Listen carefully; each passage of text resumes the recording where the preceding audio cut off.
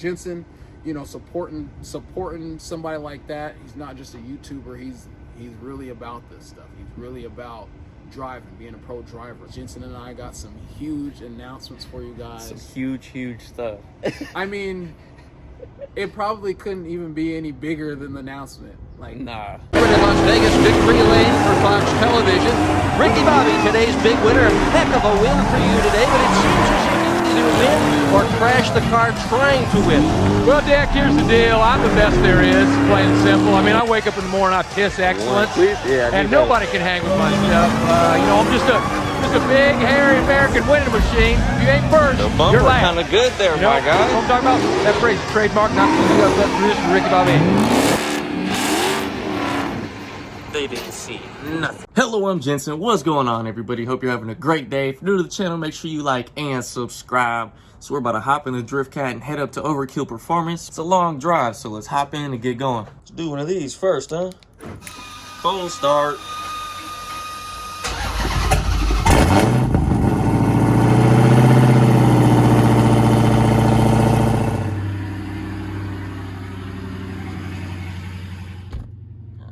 Damn, that is loud.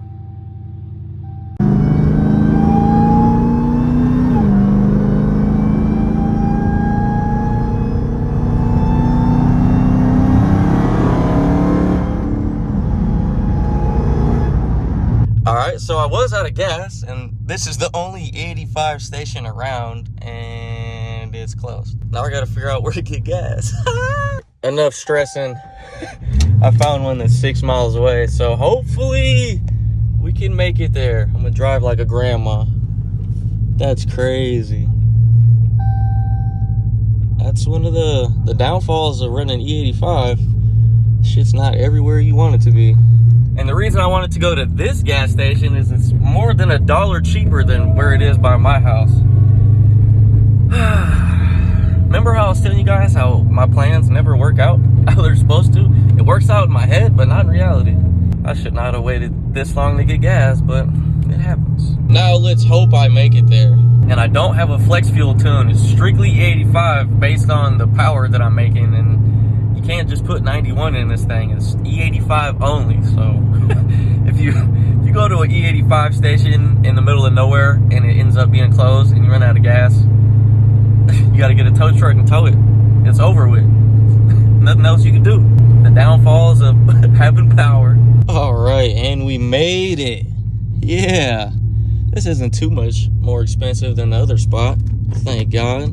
Still under $4 a gallon. I think that's $3.50. We'll find out. $3.50. All right. Can't lie. Oh my God! I didn't even touch the handle of this thing dripping. But yeah, luckily this spot was damn near around the corner because I was stressing. I'm not gonna lie. That was the closest I've ever came to running out of gas in this car since I put it on E85. Someone pointed out that there's a Porsche on this thing and they're filling up from the rear, which doesn't make sense because the gas cap on a Porsche is by the front wheel. Don't make sense. All right. 60 bucks, not the worst.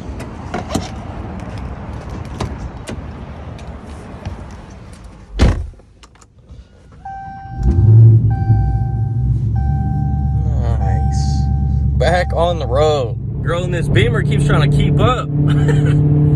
It's not working though.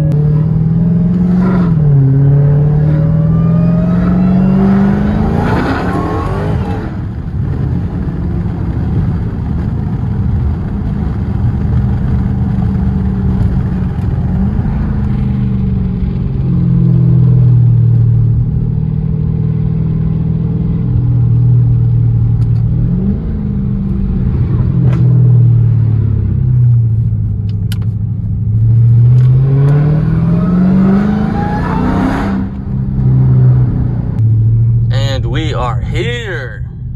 Overkill Performance. I love this place. Track Hawk on Track Hawk on Track Hawk on Track Hawk. A lot of shit out here, man. What's up? What's up? What's up? So obviously we're here at Overkill Performance, and A lot of you guys associate Overkill with just Mopars, but they specialize in a bunch of stuff besides Mopars. LS motors, Evos, GTRs, a whole bunch of stuff. It's not just strictly Hellcats like they have here on the dyno. Nice lime green 392. Not sure what this is getting done. Obviously, they're not just specific to one style of car. It's a whole lot of everything. Trackhawks, obviously, as you guys know, they've helped build the world's fastest Trackhawk right now, bro. Tyler, I think he ran a 9.3, 9.4, blower only, no nitrous, and that's the fastest Trackhawk in the world right now. So they got a lot of records. This shop's built plenty fast cars, and not just strictly Mopars. And they're starting to expand a lot more. This is obviously their main shop. Got the dyno room, a couple lifts in here, I think like 5-6 lifts or something. Down the way, we're gonna walk over there in a second. And now we're at their other shop, which is just down the street, and they got a lot of new things they're installing, a bunch of lifts, and they got a lot of cars in here. A lot of cars in here. This is kind of like their overflow, but now it's turning into the real shop where they're installing a bunch of stuff down here too. Is a beauty. Right-hand drive Supra. Sheesh. Mustangs, Trackhawks, Evos, Hellcats, everywhere. And these are the bunch of new lifts that they're installing. Lifts on lifts on lifts. And we got the main man with the hello. My guy Josh. How you guys doing? So yeah, so this is shop 2. I think last time you guys saw shop 2 wasn't even really a shop. Yeah, I was explaining it was pretty much just overflow.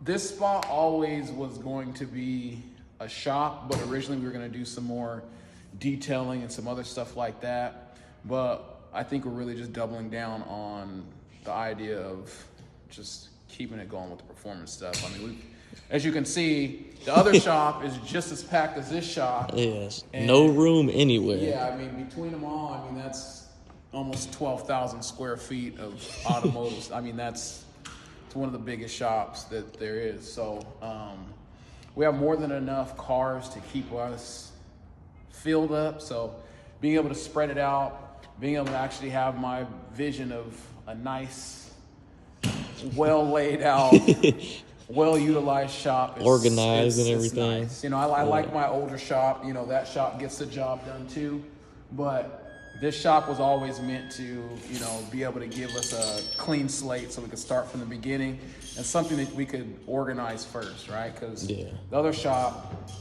when I got into that shop, it was just me. It's similar to the factory pulley. Yeah. So it actually looks identical. This plug actually goes here. And then the difference is, of course, the ID of this is smaller, so it's gonna raise the boost. You can see this lip. Yeah. And there's no. Now lip. Next to each other, you can tell the difference.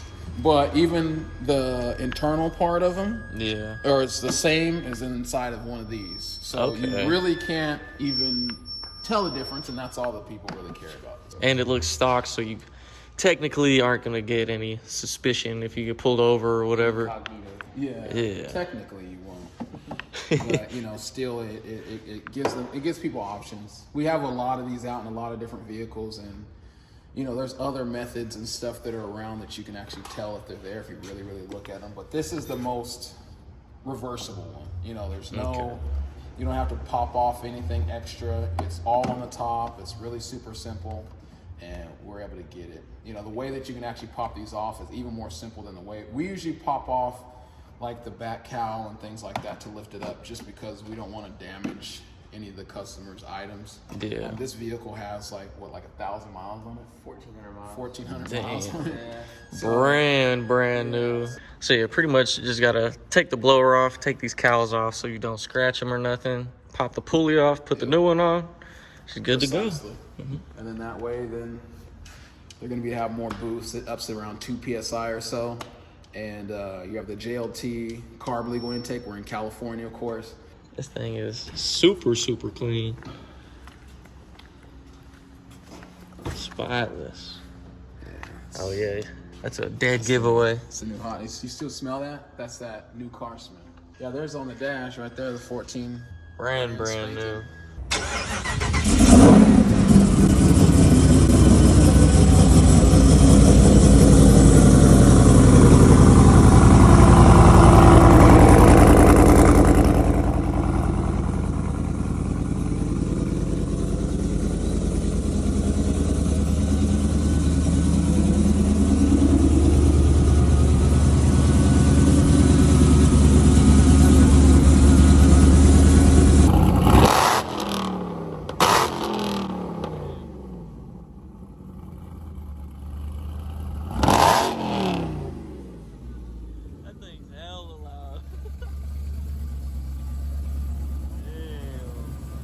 This new setup is secret squirrel. Secret.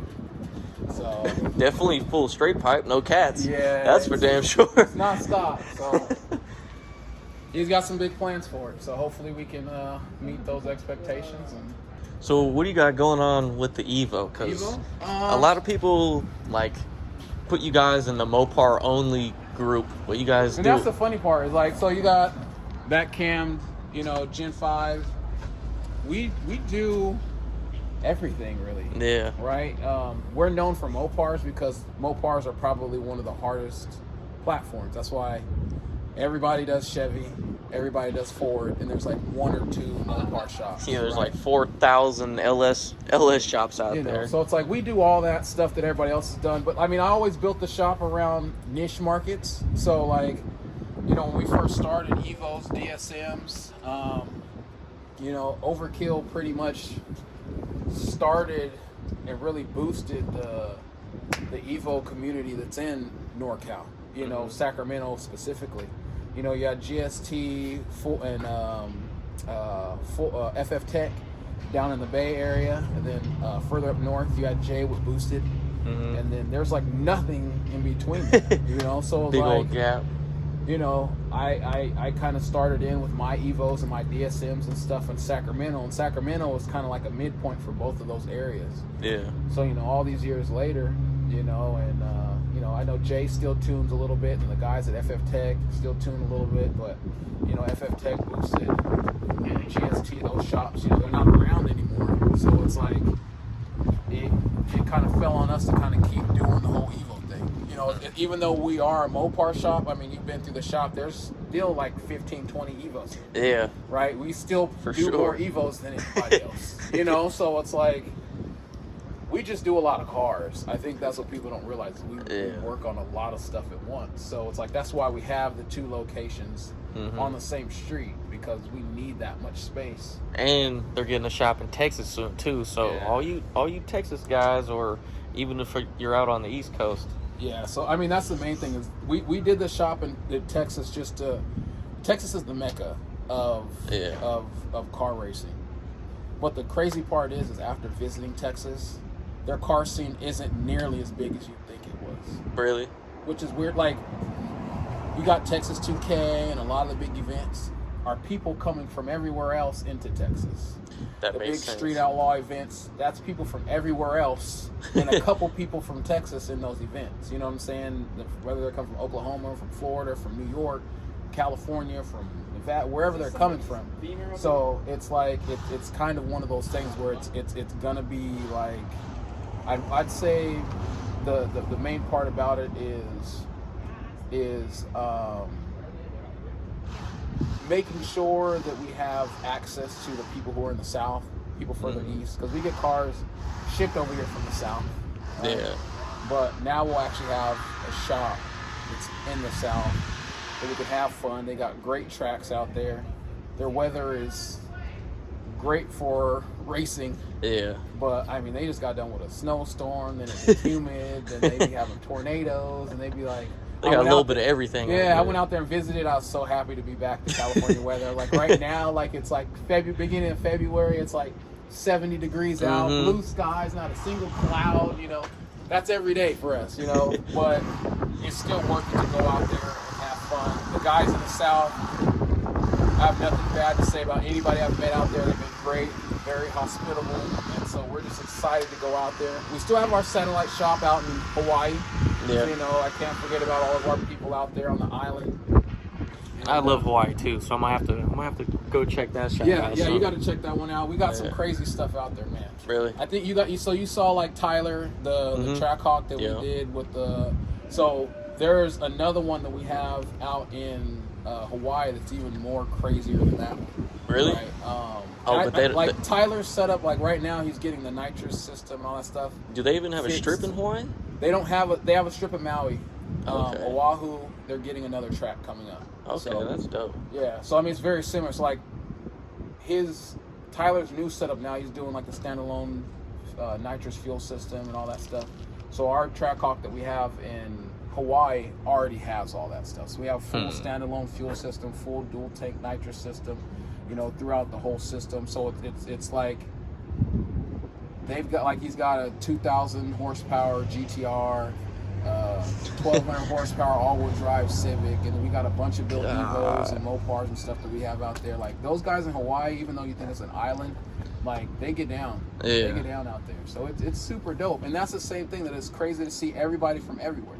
So it's just like Tyler, he's in the Pacific Northwest where it's raining all the time. So he took his car to California and then now to Texas to race in those areas. It's like when you find people who are willing to like go to those extremes to race and do what it takes. Like I think that's the cool thing about racing in general is, that whole community, when you get people that are really serious about what they want to do, bro, there's no limits. They're not going to stop at anything. As far as they want. And Tyler's got the world record right now, right? He has the supercharger world record. So he's doing 9.1s. 9.1s blower only.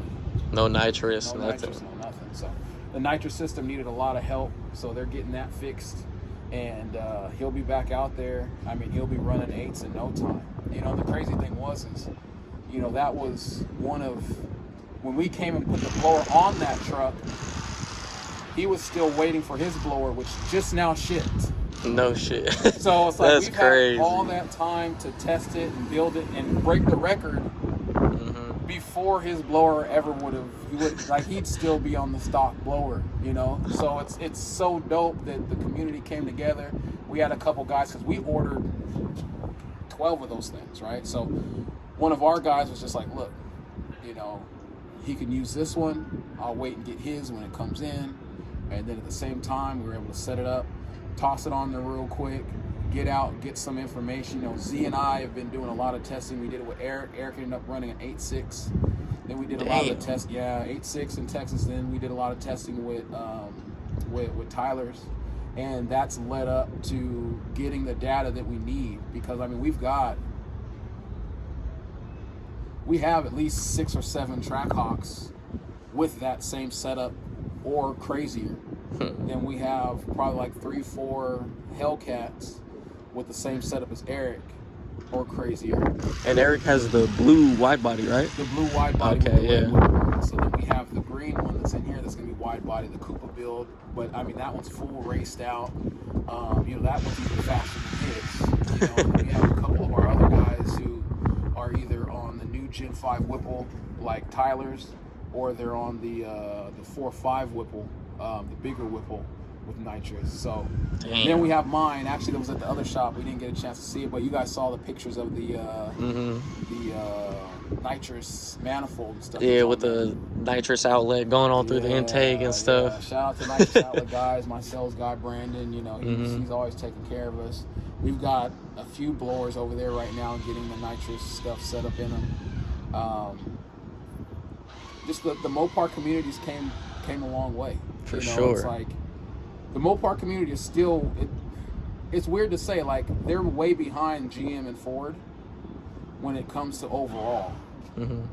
But when it comes to like modern, like current, like the Hellcats are way outperforming anything that Chevy has. For Chevy's sure. not even on the radar. For sure. And the main issue with that is with the new LT motors, it just costs too much to build. Like I said, we work on those. Like we have some Whipple LTs, like some of the fastest. We definitely have the fastest LTs and stuff that are in this area. Yeah. So it's like, we have guys on Whipples, nitrous, but they spend a lot of money because you have to change the cam just to up the fuel pressure, just to be able to run the E85 setups, that you can just go out and put a double pump on a Hellcat, or the Trackhawks and the Demons and the Red Eyes already come with a double pump setup. You know what I'm saying? So it's like, you've got to do so much work to the Gen 5, well, more the Gen 6, the Gen 5 still being LS based, but the LTs and stuff like that, they need so much extra work that most people who have them don't want to go that far. They don't want to open the motor. And we're in California too. You got to deal with smog. Like, you put a cam in it, you're never smogging that car. Yeah, you got to be an extreme individual to go that route. And it's not like, okay, let me unbolt this pulley,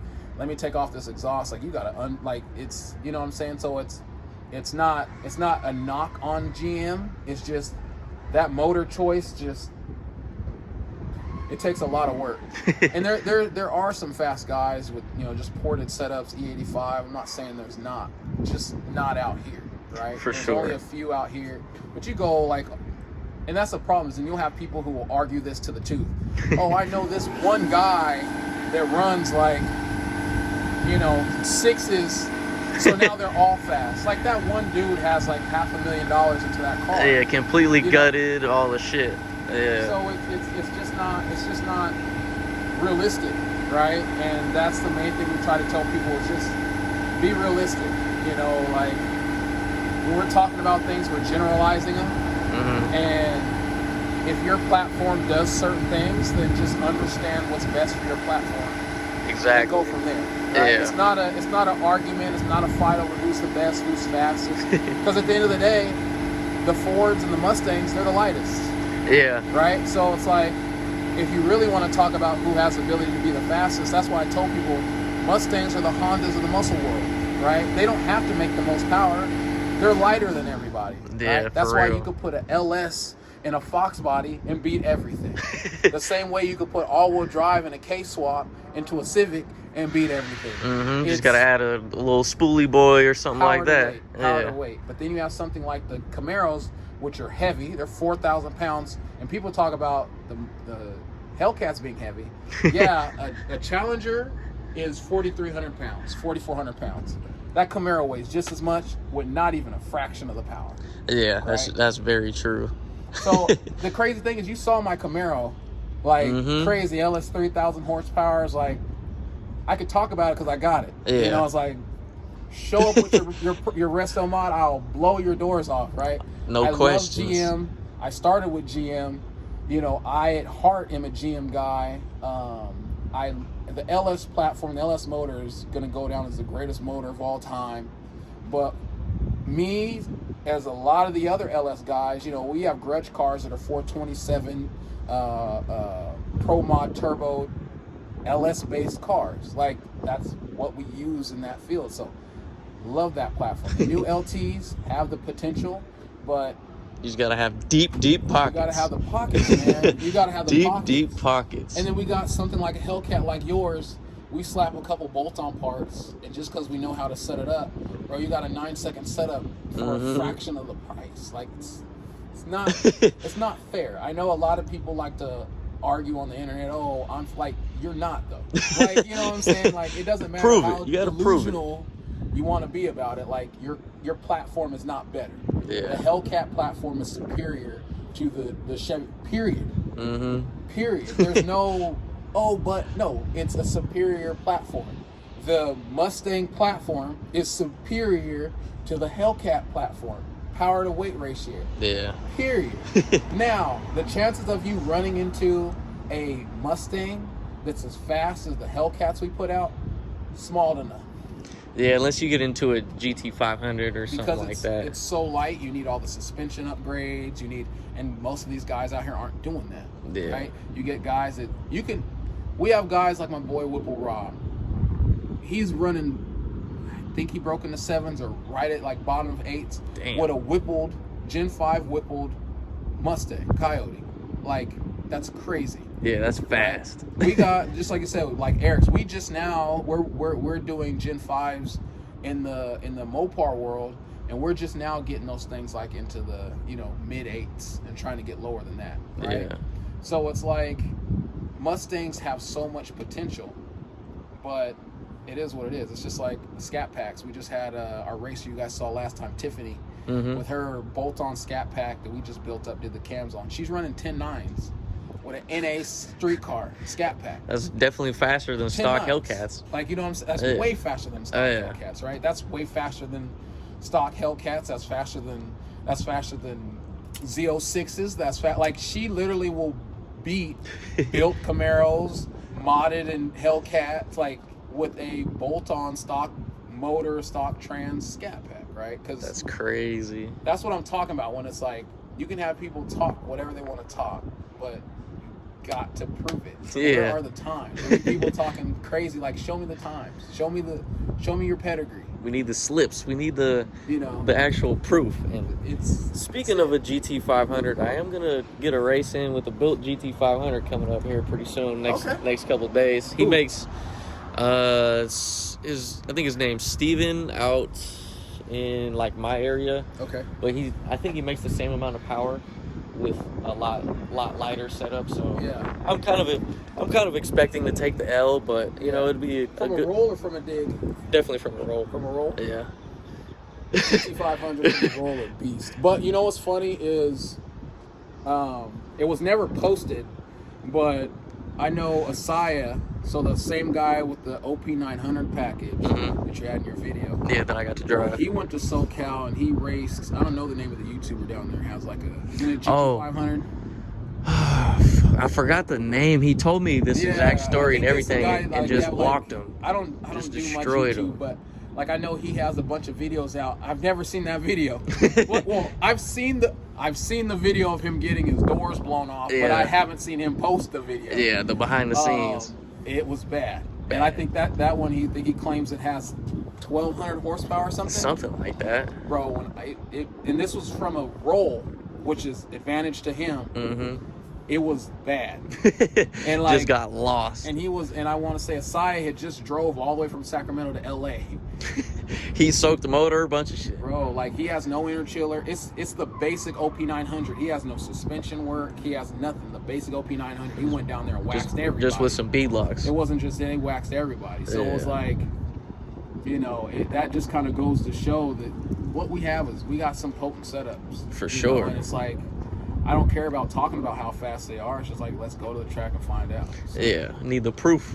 yeah, but that's kind of where it comes into, and that's just kind of like a backstory of why we're passionate about what we do. We like niche situations like the Mopars, the Evos, you know, GTRs. Yeah, you guys got a few of those back there too. We have a bunch of GTRs. We have a crazy GTR build coming up. We have the new GTRs, old GTRs, R34s, R32s, R33s, R35s. We have them all here right now. Supras, a little bit of everything. Here. We have 2 or 3 Supras. I mean, it's just, if it's fast, we work on it. Especially if it's forced induction, that's like my specialty. You know, so it's like, it's fun to have a shop that you just do this and you just do this and you just do this, because that's how you become a master at it. For sure. But we like to mix it up. Like to become a master at everything. And that's why we can talk about these different platforms with knowledge. Like, we're not a Mopar shop talking about Mustangs, we're talking about Camaros. We have some of the fastest Camaros and Mustangs in our area too. You know what I'm saying? We have some of the fastest Evos and GTRs in our area too. So it's like, when we're talking about these platforms, we build these platforms. It's 100% unbiased. For sure. You know, it's like, I own more GMs than I do Mopars. That's hella funny because you do. Yeah, like it just does. Like, one of my main vehicles I was building was that Whipple I showed you that was for the Ford. Like, we got we're up to like 3 or 4 Fords that I have. I actually have more Fords than I have Mopars. Like, Mopars are literally my least represented vehicle that I own. Yeah. But it's just, you got to be honest about your platform. It's good to be a fanboy. It's good to enjoy your stuff, but every platform has its issues. Yeah. Mopars are too heavy, and the community is newer. So it's like, you got all these new modern Mopars, and you compare them to like these straight up GM race cars. Like, Mopar is not hanging with GM or Ford on the grudge market at all. But here's the crazy part: all those super fast Camaros, all those super fast Fords and stuff, the ones that aren't using LSs, they got pro charged Hemis. Twin, you know, they got twin turbo or big turbo Hemis. Like Mopar has a presence, but when it comes to like how many full caged back half Hellcats have you seen, right? How many like carb, like you might find a Trailblazer SS with full like fiberglass body. Yeah, almost like pro mod type shit. When's the last time you saw like a rear wheel drive pro mod setup Trackhawk, right? Yeah. Like the Mopar community, from like the really gangster fast stuff, not even there, right? Yeah. You know, like our tuner Z, he's killing it right now. His I think he's running 7.7, 7.8 with his car, 4,400 pound, 4,300 pound car. That's ridiculous. That's fast. But how much faster would that car be if he pulled everything out? You know, the Eplings have that example. Like people call it a pro mod, but that's racing. Is you want the light. You know, they got a carbon fiber body. They've got a lightweight transmission. They've got, you know, completely gutted race interior. Nitrogen in the tires. Everything about the car is set for racing. So it's only like 3,000 pounds. It's running. I think they broke into the 6s. Like, that's the difference between where the community's at and where it can go.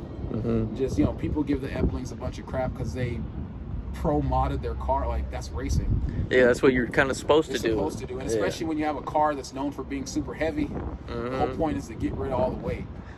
Prove everyone wrong. It is what it is. But yeah, man, so we've got the Evos rocking. We got some built Camaros. We got, of course, more Trackhawks, more Hellcats. We got Cam 426 Magnums.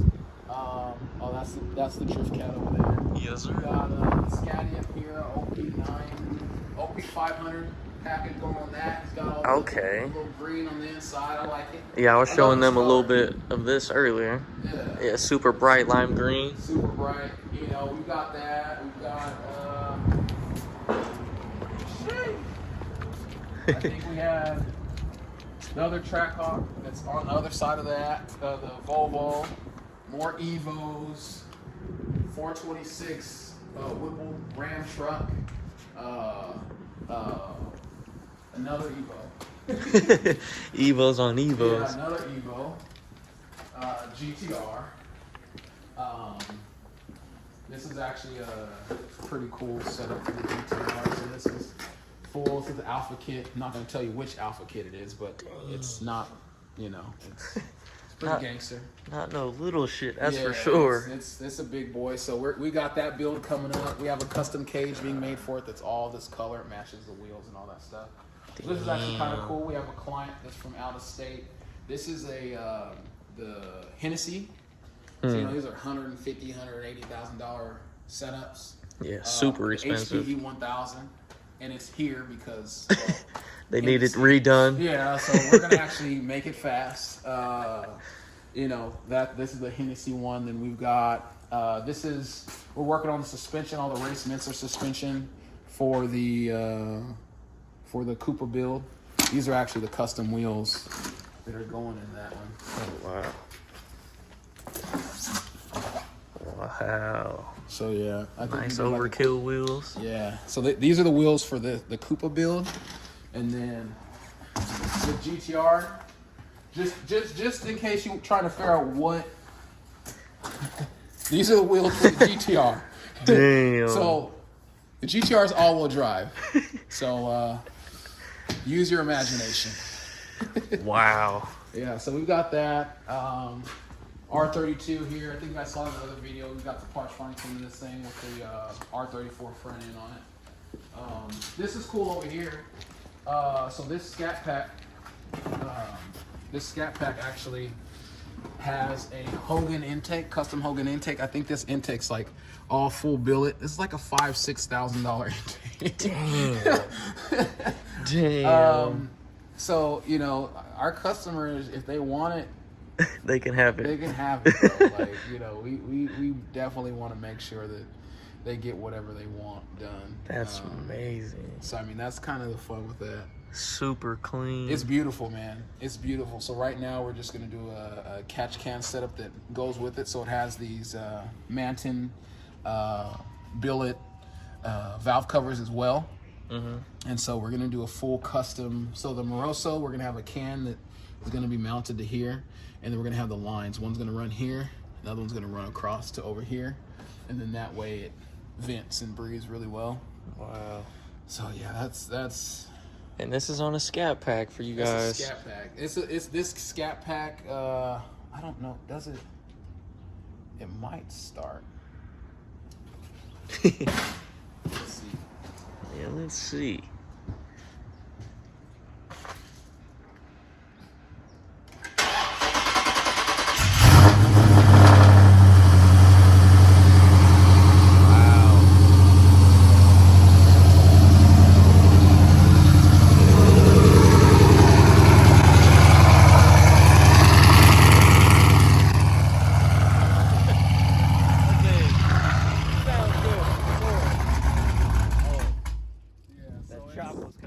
The chop was coming, so we just put the manifold on. It still needs to get tuned, of course. Yeah. But this thing is probably high 500s. So I mean, this is another 10-second NA build. You know, and the thing is, no like boost on the Inkvols, similar cam setup, stock motor, but they don't have that crazy $6,000 intake manifold, and they didn't need it. It still ran 10s. So that just goes to show that, you know, it's not about what parts you use, it's about knowing how to use them and just taking it to the next level. So as you guys can see, a bunch of different type of stuff at Overkill, not just necessarily Mopars. And as you can see, Josh has a crazy amount of knowledge, a crazy amount of skills and experience behind every single platform.